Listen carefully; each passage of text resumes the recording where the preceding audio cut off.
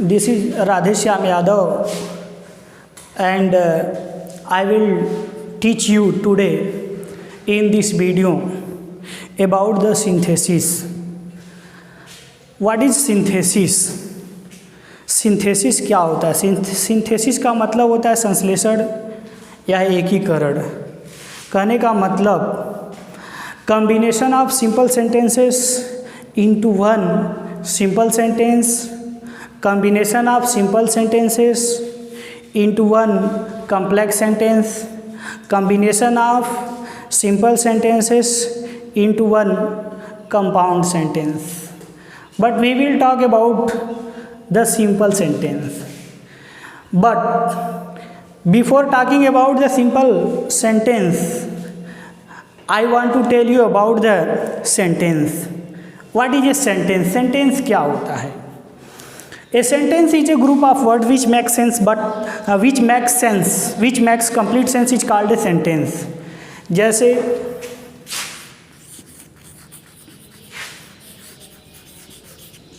Ram goes to school. Okay, so this is a sentence. ये आपका एक सेंटेंस है. सेंटेंस जो होते हैं वो हमारे 5 प्रकार के सेंटेंस होते हैं. पहला होता है असर्टिव सेंटेंस. असर्टिव सेंटेंस के अंतर्गत स्टेटमेंट होता है. जैसे Ram goes to school, this is a statement. यह एक प्रकार का कथन है जो कि हमारा असर्टिव सेंटेंस या इसको डिक्लेरेटिव सेंटेंस भी कहा जाता है. इसके अंतर्गत आपका डिक्लेरेटिव और निगेटिव आता है. दूसरा आपका क्या होता है, जैसे do you go to school, क्या तुम स्कूल जाते हो. यह है हमारा इंट्रोगेटिव सेंटेंस. तीसरा है जैसे कम हियर, यहाँ आओ. यह है हमारा इम्परेटिव सेंटेंस जिसके अंतर्गत आदेश दिया जाता है. और चौथा है ऑप्टेटिव सेंटेंस जो कि मे से स्टार्ट होता है. जैसे मे यू लिव लॉन्ग. इसके लास्ट में मार्क ऑफ एक्सक्लेमेशन लगाते हैं. और इसके अंतर्गत, इस सेंटेंस के अंतर्गत हम अपनी इच्छाओं को व्यक्त करते हैं. और लास्ट में जो है आपका आता है एक्सक्लेमेटरी सेंटेंस. एक्सक्लेमेटरी सेंटेंस के अंतर्गत हम अपने हृदय से निकलने वाले उद्गारों, ठीक है, आश्चर्य, विस्मय इत्यादि को प्रकट करते हैं. An exclamatory sentence is a sentence that expresses sudden feeling. जैसे hurrah, we have won the match, what he died, alas he died. इस तरह के सेंटेंस आते हैं. ठीक है, वो होता है आपका एक्सक्लेमेटरी सेंटेंस. लेकिन हमारा जो टॉपिक है वो है सिंथेसिस. सिंथेसिस के अंतर्गत आपको पार्टिसिपल बताना है. पार्टिसिपल में हमें आपको सिंपल सेंटेंस बताना है. लेकिन सिंपल सेंटेंस से बताने से पहले मैं आपको चाहता था कि मैं आपको काइंड्स ऑफ सेंटेंस के बारे में बता दूं. तो ये रहा हमारा काइंड्स ऑफ सेंटेंस. मतलब सेंटेंस जो होते हैं वो मुख्यतः 5 प्रकार के होते हैं. और एक सेंटेंस को जो है थोड़ी सी बेसिक नॉलेज है जो मैं आपको इस वीडियो में बताना चाहूँगा. एक सेंटेंस को जो है 2 पार्ट में हम डिवाइड कर सकते हैं. जैसे राम है, दूसरा पार्ट है गोज टू स्कूल. तो राम सब्जेक्ट है. The part which names the person or thing that we are speaking about, this is called the subject of the sentence. And there is a second part. This is first part and this is second part. Second part क्या है? Predicate है. Predicate के अंतर्गत आपका क्या आता है? Predicate के अंतर्गत the part which tell something about it subjects, whether may be noun और प्रोनाउन. यहाँ पर आपका प्रोनाउन जैसे ही भी हो सकता है, ही गोज टू स्कूल. ठीक है, that is called the predicate.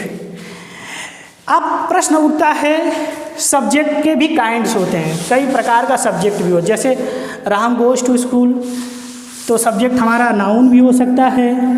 ठीक है, ही गोज टू स्कूल, ये हमारा प्रोनाउन है. ठीक है, walking is good for health, चहलकदमी करना स्वास्थ्य के लिए अच्छा है. ये है जिरंड, सॉरी ये है हमारा जिरंड. तो जिरंड के अंतर्गत क्या आता है? क्रिया में आईएनजी हम लगाते हैं. जैसे अभी अभी मैंने कहा walking is good for health. घूमना स्वास्थ्य के लिए लाभदायक है। This is gerund.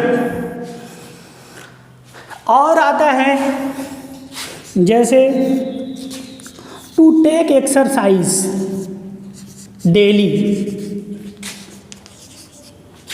Is good for health. Okay, तो यहाँ पर टू प्लस वर्ब आया हुआ है जो कि हमारा क्या होता है, इन्फिनेटिव। तो हम समझ सकते हैं कि जो सब्जेक्ट है वो नाउन हो सकता है, वो आपका प्रोनाउन हो सकता है, जिरंड हो सकता है, इन्फिनेटिव हो सकता है। लेकिन हम लोग बात कर रहे हैं सिंथेसिस के विषय में। तो सिंथेसिस के अंतर्गत हम लोग बात कर रहे थे सिंपल सेंटेंस के विषय में। और सिंपल सेंटेंस को बताने से पहले मैं आपको सेंटेंस के बारे में थोड़ी सी बेसिक जानकारी देना चाहता था। और उसके अंतर्गत मैंने अभी आपको बताया कि सेंटेंस जो होते हैं वो हमारे 5 प्रकार के होते हैं। और जो सेंटेंस के अंतर्गत जो सब्जेक्ट आते हैं उसमें भी वेरिएशन होते हैं। वो आपका नाउन हो सकता है, प्रोनाउन हो सकता है, जिरंड हो सकता है, इन्फिनेटिव हो सकता है। अब हम शुरू करते हैं सिंथेसिस। तो सिंथेसिस का जो पहला टॉपिक है वह है पार्टिसिपल। तो बच्चों प्रश्न उठता है कि पार्टिसिपल क्या होता है। आइए हम बात करते हैं पार्टिसिपल के विषय में। Let us talk about the participle. देखो, ऐसी क्रियाएं जो वर्ब और एडजेक्टिव दोनों का काम करती हैं। तो यहाँ पर देखिए 2 बात आ गई। पार्टिसिपल के अंतर्गत अब 2 बात आ गई, एक वर्ब आ गया और दूसरी बात आ गया एडजेक्टिव। हर चीज़ एक दूसरे से देखिए जुड़ा होता है। ऐसी क्रियाएं जो वर्ब और एडजेक्टिव दोनों का कार्य करती है उन्हें हम पार्टिसिपल कहते हैं। तो प्रश्न उठता है वर्ब क्या होता है, what is a verb? A verb is a word that tells something about its subject that may be noun or pronoun। मतलब क्रिया वह शब्द है जो अपने कर्ता के बारे में कुछ बताती है। वह हमारा क्या हो सकता है, नाउन भी हो सकता है, प्रोनाउन भी हो सकता है। जैसे राम गोज टू स्कूल, तो राम नाउन है। अब गोज टू, अब यहाँ पर गोज क्या है, गोज आपका वर्ब है। गोज किसके बारे में बता रहा है, राम के बारे में बता रहा है। ठीक है। ही वेंट टू स्कूल, वह स्कूल गया। तो ही क्या है आपका, ही जो है वह आपका प्रोनाउन है। इसके बारे में क्या बता रहा है, वेंट बता रहा है। ठीक है। तो क्रिया अपने कर्ता के बारे में कुछ मतलब बताती है। ठीक है, एक्सप्रेस करती है। एडजेक्टिव है। अब देखिए दूसरी बात हम बात करेंगे एडजेक्टिव की। एडजेक्टिव क्या होता है? N adjective is a word which qualifies a noun और ए प्रोनाउन। ठीक है। एडजेक्टिव वह शब्द होता है जो नाउन या प्रोनाउन के बारे में, ठीक है, एडजेक्टिव के अंतर्गत हम कुछ बताते हैं। फॉर एग्जाम्पल के रूप में जैसे she is a tall girl, वह एक लंबी लड़की है। ठीक है। She is a tall girl. अब यहाँ पर टाल क्या है आपका, ये टाल जो है ये हमारा एडजेक्टिव है। ये क्या है, हमारा एडजेक्टिव है। तो एडजेक्टिव का काम क्या होता है, एडजेक्टिव जो होता है वो हमेशा नाउन को क्वालिफाई करता है। किसको क्वालिफाई करता है, नाउन को। यहाँ पर गर्ल हमारा क्या है, गर्ल जो है वो नाउन है। ठीक है, ये नाउन को क्वालिफाई करता है। तो सी इज ए टाल गर्ल, वह एक लंबी लड़की है। यहाँ पर टाल जो है वो एडजेक्टिव है जो कि नाउन को क्वालिफाई करता है। तो आपको समझ में आ गया होगा कि एडजेक्टिव नाउन या प्रोनाउन को क्वालिफाई करता है, जबकि क्रिया जो होती है वो अपने कर्ता के विषय में कुछ बताती है। तो 2 बात आपको समझ में आ गई होगी। एडजेक्टिव क्या होता है, एडजेक्टिव को आप क्वालिफाई भी कर सकते हो, मतलब विशेषता बतलाने वाला शब्द, जैसे काला, छोटा, लंबा, ठीक है, सुंदर, ईमानदार, हॉनेस्ट बॉय, ठीक है, ये सब आपके एडजेक्टिव हैं। अब हम बात करेंगे पार्टिसिपल के बारे में। चूँकि पार्टिसिपल देखिए ऐसी क्रियाएं जो वर्ब और एडजेक्टिव दोनों का काम करती हैं, उन्हें हम पार्टिसिपल कहते हैं। तो आपको समझा दिया गया कि वर्ब क्या होता है और एडजेक्टिव क्या होता है। अब आइए अब हम बात करते हैं पार्टिसिपल के विषय में, थोड़ा सा समझते हैं। तो पार्टिसिपल जो होता है वो आपका 3 प्रकार का होता है, ठीक है। प्रेजेंट पार्टिसिपल,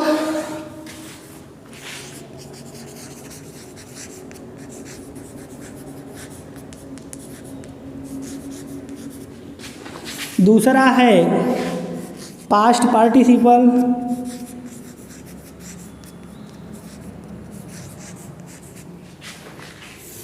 और तीसरा है हमारा परफेक्ट पार्टिसिपल, ठीक है। तो इस तरीके से पार्टिसिपल के 3 प्रकार होते हैं। अब हम बात करेंगे प्रेजेंट पार्टिसिपल के विषय में, ठीक है, कि प्रेजेंट पार्टिसिपल क्या है। इसमें हम पहला टॉपिक पढ़ेंगे प्रेजेंट पार्टिसिपल। प्रेजेंट पार्टिसिपल क्या होता है? जब एक काम के बाद तुरंत दूसरा कार्य होता है तो वो आपका प्रेजेंट पार्टिसिपल होता है। जैसे उदाहरण से आइए हम इसको समझते हैं।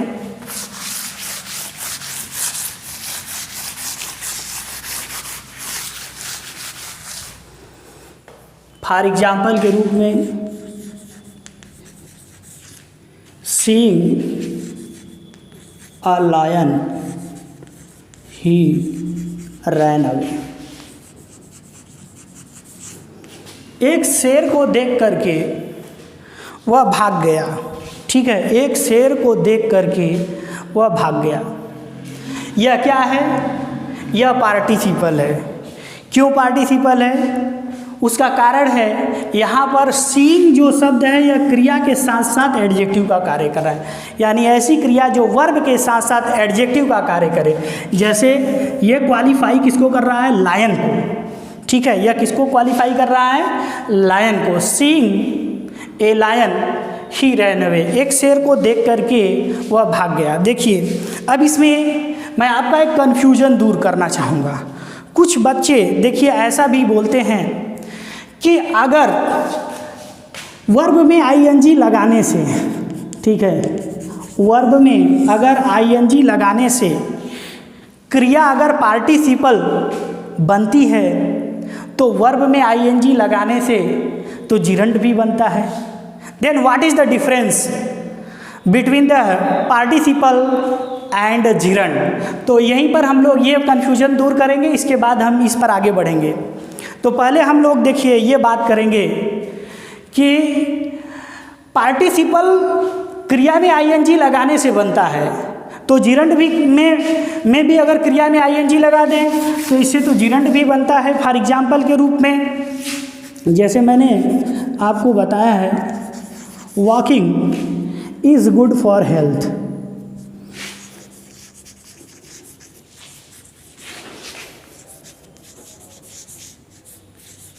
Walking is good for health, ठीक है, घूमना स्वास्थ्य के लिए लाभदायक है। अब यहाँ पर वॉकिंग है, ठीक है, यहाँ पर भी वर्ब प्लस आईएनजी है, ध्यान देना बच्चों, और यहाँ पर भी वर्ब प्लस आईएनजी है, ठीक है। यहाँ पर वर्ब हमारा क्या है? सी है, और यहाँ पर हमारा वर्ब क्या है? वॉक है, ठीक है। दोनों जगह क्रिया में आईएनजी लगा हुआ है। Then what is the difference? तो अंतर क्या है? याद रखना हमेशा इस बात को कि अगर क्रिया में आईएनजी लगाने से अगर वह क्रिया अगर नाउन का काम करे, किसका काम करे? नाउन का, तो वह हमारा जिरंड होता है। क्या होता है? वह हमारा जिरंड होता है। और क्रिया में अगर आईएनजी लगाने से वह क्रिया अगर एडजेक्टिव का काम करे, ठीक है, क्रिया के साथ साथ अगर वह आपका एडजेक्टिव का अगर वह कार्य करता है तो वो आपका पार्टिसिपल होता है। यही अंतर होता है। क्रिया में आईएनजी लगाने से जिरंड भी बनता है, लेकिन ये जो होता है जब क्रिया में आईएनजी लगाते हैं तो ये आपका नाउन का काम करता है, और यहाँ पर क्रिया में आईएनजी लगाने से ये आपका एडजेक्टिव का कार्य कर रहा है, चूँकि सीइंग जो है तो वो लाइन को क्वालिफाई कर रहा है। ठीक है, इसलिए ये हमारा क्या है, ये हमारा पार्टिसिपल है और ये क्या है, ये हमारा जिरंड है। सो this is the difference between the participle and the gerund. Now let us talk about the present participle. अब हम लोग डायरेक्ट बात करेंगे प्रेजेंट पार्टिसिपल के विषय में। पहला टॉपिक के अंतर्गत जैसा कि मैं आपको बता रहा था, देखो प्रेजेंट पार्टिसिपल में भी बहुत सारे वेरिएशन हैं, ये भी कई प्रकार के हैं। जैसे मैंने बताया seeing a lion he ran away, जब एक काम के बाद तुरंत दूसरा कार्य होता है। ठीक है, opening the book he began to read. ठीक है, opening the book he began to read. ठीक है, अब देखो opening the book he began to read, किताब खोल करके वह पढ़ने लगा। ठीक है, एक काम के बाद तुरंत दूसरा कार्य हो रहा है। आई saw Ramesh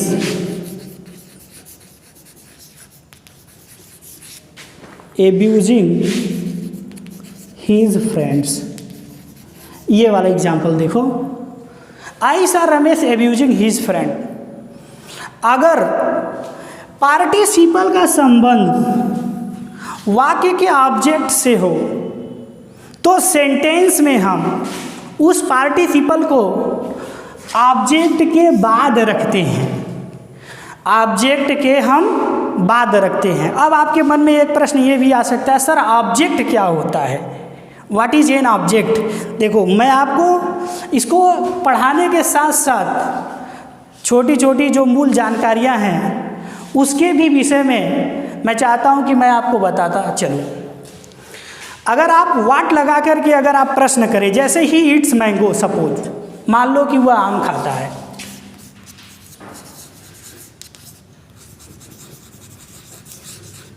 what is this, this is object, यह ऑब्जेक्ट है। प्रश्न उठता है क्यों ऑब्जेक्ट है, क्या इसके क्राइटेरिया हैं। तो इसके क्राइटेरिया अगर व्हाट लगा करके अगर आप प्रश्न करो व्हाट डज ही ईट, तो आपको आंसर मिलेगा कि मैंगो, आम। ठीक है, तो ये रहा हमारा ऑब्जेक्ट। जैसा कि मैंने आपको बताया कि अगर पार्टिसिपल का संबंध अगर ऑब्जेक्ट से हो तो हम ऐसे पार्टिसिपल को ऑब्जेक्ट के बाद भी रखते हैं। अब ये तो रहा प्रेजेंट पार्टिसिपल के अंतर्गत, जैसा कि मैंने आपको बताया, जब जैसे seeing a lion he run away, शेर को देख करके वह भागे, जब एक काम के बाद तुरंत दूसरा काम होता है।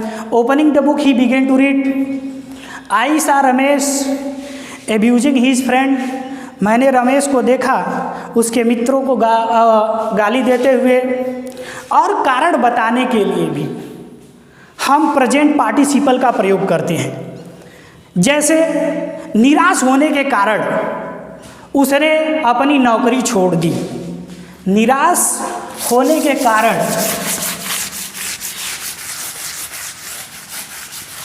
उसने अपनी नौकरी छोड़ दी, तो इसका होता है बीइंग अनहैप्पी।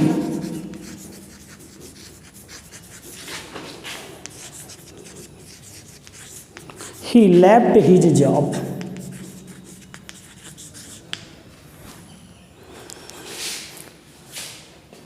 शेर भूखा होने के कारण बकरी को जान से मार करके खा गया।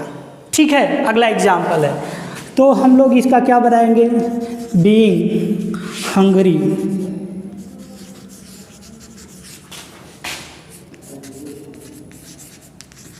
The lion killed the goat, the lion killed the goat. ठीक है, तो आपको मेरी बात समझ में आ गई होगी कि प्रेजेंट पार्टिसिपल का प्रयोग हम तब करते हैं जब एक काम के बाद तुरंत दूसरा कार्य होता है। ठीक है, जब हम कारण बताते हैं, जैसे बीइंग रेनी डे, और हम उदाहरण लेते हैं being rainy day I didn't go to school, बरसात का दिन होने के कारण मैं स्कूल नहीं गया। भूखा होने के कारण शेर बकरी को जान से मार करके खा गया। अप्रसन्न होने के कारण उसने अपनी नौकरी छोड़ दी।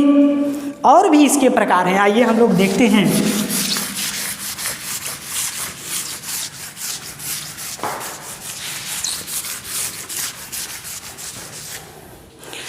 प्रेजेंट पार्टिसिपल का प्रयोग दूसरे कार्य को, ठीक है, जब हम दूसरे कार्य के लिए पहला कार्य करते हैं तब भी इसका हम प्रयोग करते हैं।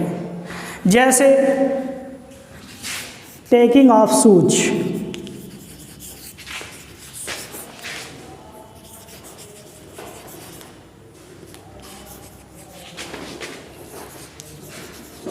he went into the temple, जूता उतार करके वह मंदिर में गया, जूता उतार करके वह मंदिर में गया। तो यहाँ पर what is most important things, मंदिर में जाना, going into the temple is the most important things in comparison to taking out shoes. So on this basis we can say that the second things is more important than the first things। तो जब हम दूसरा काम, ठीक है, करने के लिए जब हम पहला कार्य करते हैं तब भी हम प्रेजेंट पार्टिसिपल का प्रयोग करते हैं। और भी है, इसको भी देखते हैं। कुछ स्कॉलर प्रेजेंट पार्टिसिपल को, जैसे दो कार्य जब साथ साथ होते हैं, ठीक है, वाइल से भी बताते हैं। जैसे वह दौड़ते दौड़ते गिर पड़ा, ठीक है, वाइल रनिंग ही फेल डाउन, वह टीवी देखते देखते सो गया। While watching movie he slept, ठीक है,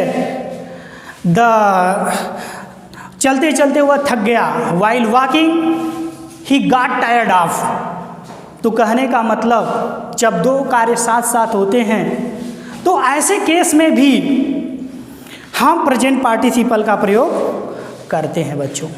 ठीक है, तो आपको समझ में आ गया होगा प्रेजेंट पार्टिसिपल क्या होता है। अब इसके बाद हम स्टार्ट करेंगे past participle.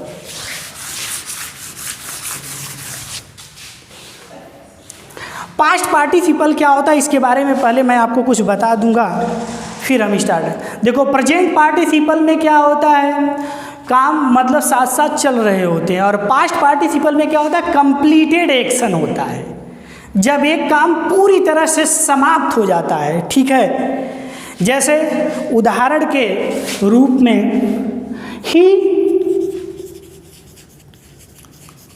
Searched his book, उसने अपनी किताब की तलाश किया। इट वॉज लास्ट, यह खो गई थी। He sold a car, it was stolen. ठीक है, इस तरीके से अगर दो अलग अलग सेंटेंस दिए हम तो इसका पार्टिसिपल क्या बनेगा, ही। पहले का हम बनाते हैं, इसमें जो ये लास्ट है ये क्रिया का थर्ड फॉर्म है, यह एडजेक्टिव का कार्य करता है।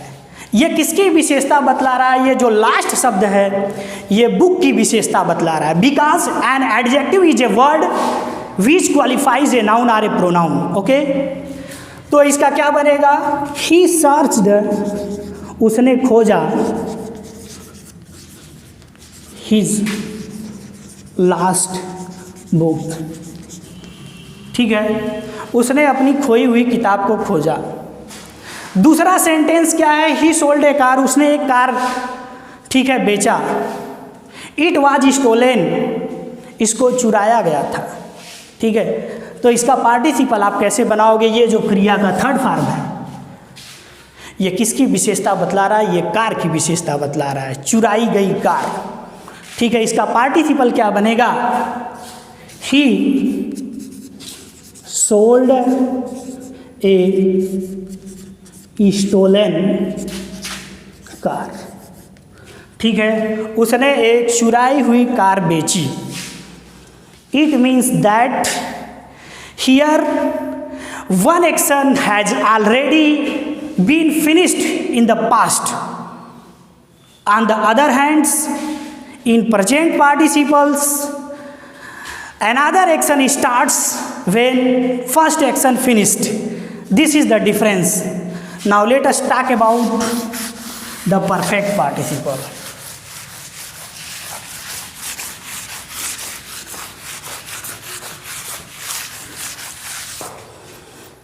तो बच्चों, जैसा कि आपको पता भी होगा, परफेक्ट पार्टिसिपल में ऐसा कहा जाता है जब एक काम पूरी तरह से समाप्त हो जाए, उसके बाद जब दूसरा कार्य शुरू हो, स्टार्ट हो, तो वो होता है परफेक्ट पार्टिसिपल। कुछ विद्वान बताते हैं कि दो काम के बीच में टाइम इंटरवल भी होता है। परफेक्ट पार्टिसिपल में टाइम इंटरवल भी होना चाहिए, या इसके कई सारे कंसेप्ट है। या पहले काम को करने में अगर आपको कुछ समय लगता है, उसके बाद दूसरा कार्य स्टार्ट होता है। बहुत सारे कंसेप्ट हैं जिससे भी आपको समझ में आ जाए। तो हम आपको कुछ उदाहरण देना चाहेंगे। जैसे मैंने अपना खाना खा लिया, मैं बाज़ार में घूमने के लिए गया। ठीक है, तो आप कहते हो हैविंग टेकन फूड। ठीक है, I went for walk in the market. मैं उसने अपना काम समाप्त करने के बाद, ठीक है, वह स्कूल गया। तो आप लोग इसको अक्सर हैविंग से बनाते हो। किससे बनाते हो? Having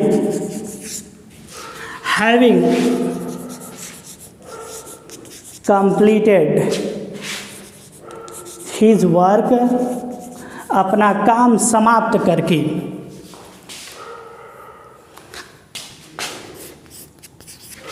he went to school, वह स्कूल गया। ठीक है, तो एक काम यहाँ पर पूरी तरह से समाप्त हो चुका है। One work has been completed here, then the another works starts in this sentence. That is the difference between the perfect participle and present participle. कभी कभी क्या होता है, हम लोग कंफ्यूज हो जाते हैं। कुछ बच्चे कहते हैं सर हमको तो समझ में नहीं आता है ये प्रेजेंट पार्टिसिपल क्या है, परफेक्ट पार्टिसिपल क्या है। आप इतनी सारी बात बता दिए, मुझे तो कुछ समझ में आया ही नहीं। कोई बात नहीं है, मैं आपको एक उदाहरण दे रहा हूँ, छोटा सा उदाहरण दे रहा हूँ, आप समझ जाओगे what is the difference between the present participle and perfect participle. जैसे मैंने जलती हुई जहाज को देखा। प्यारे बच्चों, जहाज के जलने का काम और आपके देखने का काम दोनों साथ साथ हो रहे हैं। इसका मतलब जब दो कार्य साथ साथ होते हैं तब भी आपका क्या होता है? प्रेजेंट पार्टिसिपल होता है। आई सा अ बर्निंग शिप, आई सा अ बर्निंग शिप, ये तो रहा प्रेजेंट पार्टिसिपल। आई सा अ बर्न्ड शिप, मैंने एक जली हुई जहाज को देखा। इट मीन्स जहाज के जलने का काम ऑलरेडी भूतकाल में समाप्त हो चुका है। तो आपको समझ में आ गया होगा कि क्या अंतर है प्रेजेंट पार्टिसिपल और परफेक्ट पार्टिसिपल के बीच में। यानी जब एक काम, ठीक है, आपका ऑलरेडी समाप्त हो चुका हो तो वो होता है आपका, सॉरी परफेक्ट नहीं, पास्ट पार्टिसिपल होता है। और अगर दो काम साथ साथ चल रहे हों, ठीक है, जैसे देखने का काम और जहाज के जलने का काम, आई सा बर्निंग शिप, तो वो होता है आपका प्रेजेंट पार्टिसिपल। और जब पहला काम पूरी तरह से समाप्त हो जाता है उसके बाद दूसरा कार्य स्टार्ट होता है तो वो होता है परफेक्ट पार्टिसिपल। ये अंतर है प्रेजेंट पार्टिसिपल, पास्ट पार्टिसिपल और परफेक्ट पार्टिसिपल के बीच में।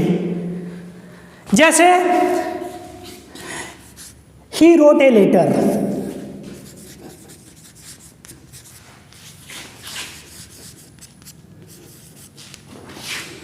ही पोस्टेड इट, उसने, तो जैसा कि हम लोग बात कर रहे थे he wrote a letter he posted it, उसने एक पत्र लिखा, उसने जाकर के उसको ठीक है पोस्ट कर दिया, मतलब छोड़ दिया डाकघर में ले जा कर के। तो कहने का मतलब उसने पूरा पत्र लिख लिया, एक काम पूरी तरह से समाप्त हो गया आपका, ठीक है, एक काम आपका पूरी तरह से समाप्त हो गया। उसके बाद उसने ले जा कर के उस पत्र को ठीक है डाकघर में छोड़ा। तो ऐसा सेंटेंस अक्सर आपका पास्ट इंडेफिनिट टेंस में आता है बच्चों, याद रखो, पास्ट इंडेफिनिट टेंस में आता है।